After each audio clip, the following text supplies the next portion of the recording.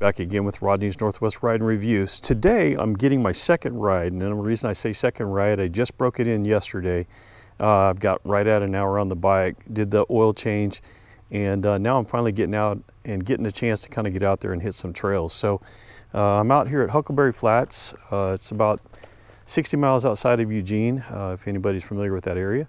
But anyway, I wanted to kind of go over some of the things. So first off, this is a 2023 KTM 450 SXF factory edition.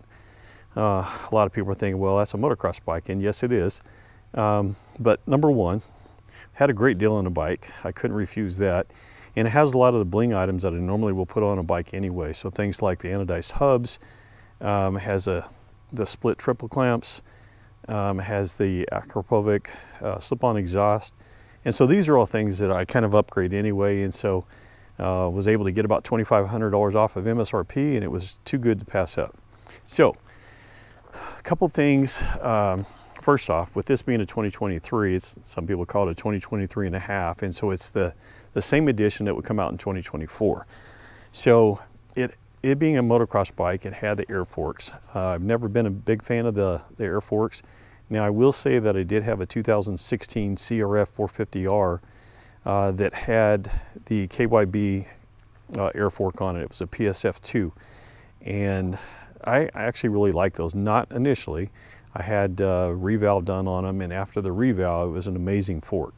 But with most air forks, the issue that people have is, number one, the pressure changes in the fork as you ride throughout the day. Number two, people like to just kind of get on their bike and ride. And so it's a lot more convenient to have a spring fork. The other issue is that in the corners, especially when you're riding in the woods, in the corners, everything feels very vague on an air fork. And so you can't really tell when you're about to wash out.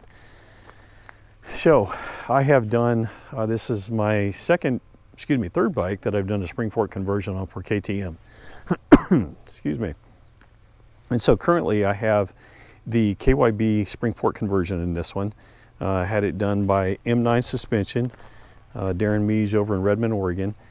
And he does amazing work. I've had him revalve 5 of my bikes now. And like I said, I've done a couple spring fork conversions. And like I said, he's the guy that I always go to for my suspension work. So anyway, this obviously setting it up for the woods, it's going to be valved a little softer than what it would be for the motocross bikes. So I've done that. I did put the FCP motor mounts. Now I've done FCP on, let's see, 5 bikes now. In the beginning, I had a 2019 KTM 250XC. And the issue I had with that bike is that when you come around a corner, it didn't want to stand back up. And so by putting the FCP motor mounts, it helped that. It also gave better front end traction. The other bike, I had a 2021 KTM 350 XCF, and same issue. And it was that same generation of frame. So that was another issue that I had with that one. I had I've had one 2019 YZ450 FX. The issue I had with that one is it didn't want to lay over in the corners very well. And so by going to the FCP motor mounts, it allowed it to lay over a little easier for better cornering, but then also give better front end traction. So the one thing that is kind of a definite with the FCP motor mounts is it will improve front end traction.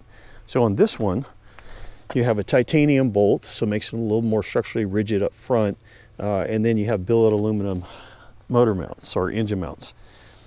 And so with this one, this new generation of frame is a little more rigid than what the previous gen was.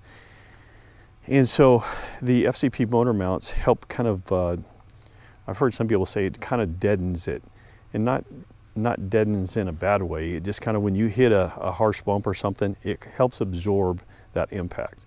And so they're probably a little less rigid than what the aluminum frames that came on the bike were. But I rode it yesterday, and I was actually really impressed with how good it felt. Everybody that I've watched reviews on have said the same thing. This new generation of frame is a lot more rigid, and it takes about 8 to 10 hours to break in.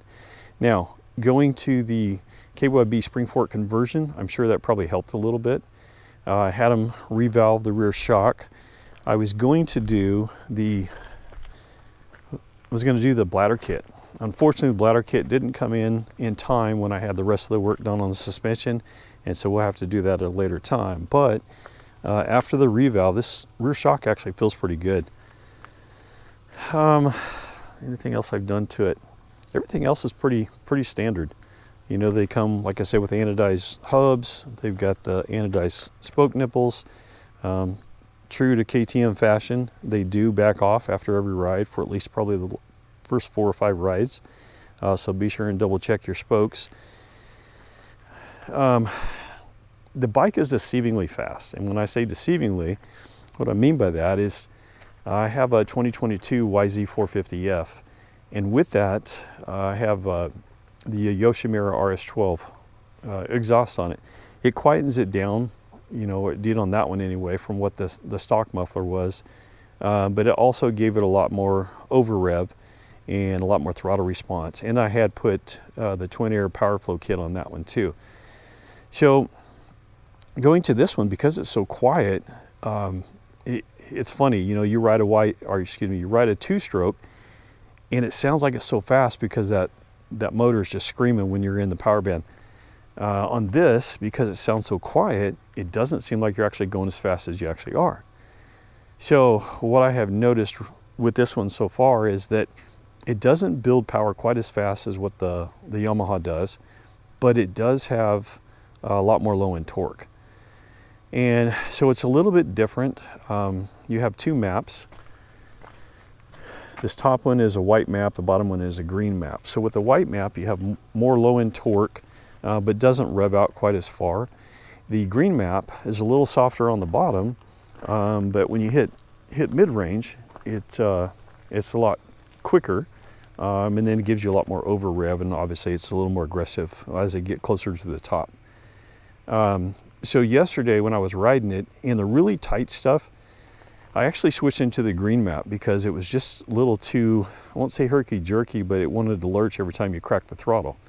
And so I'm gonna ride both maps again today and kind of get a little more information about what I like best. I'm considering doing a Vortex ECU or maybe even a GET.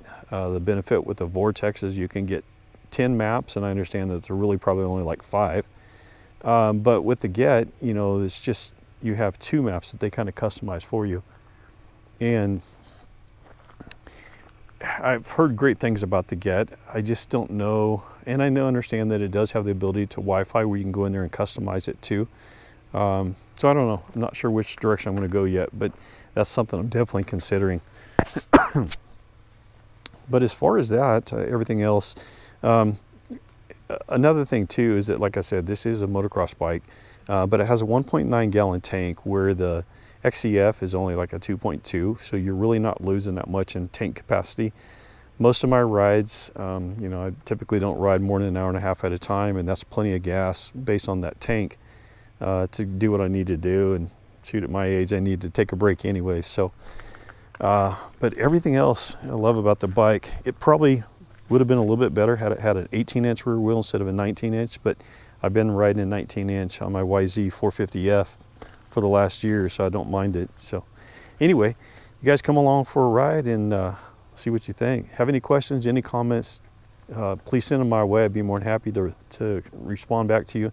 And take the time to like and subscribe. I've got 3 bikes now. I've got the 2022 KTM 250XC TPI that I've done the TSP kit on, and it really changed that bike. It's no longer, I always thought the TPI was kind of boring, but yeah, it's much better with the TSP kit. I still have my 2022 YZ450F, and so probably we're getting close to getting into the rainy season and then winter, so it might be spring before I'll be able to get out and really do some good comparisons. But I want to compare the 2 back to back, you know, as far as you know, just like time testing to see how they do. But anyway, thanks again for watching.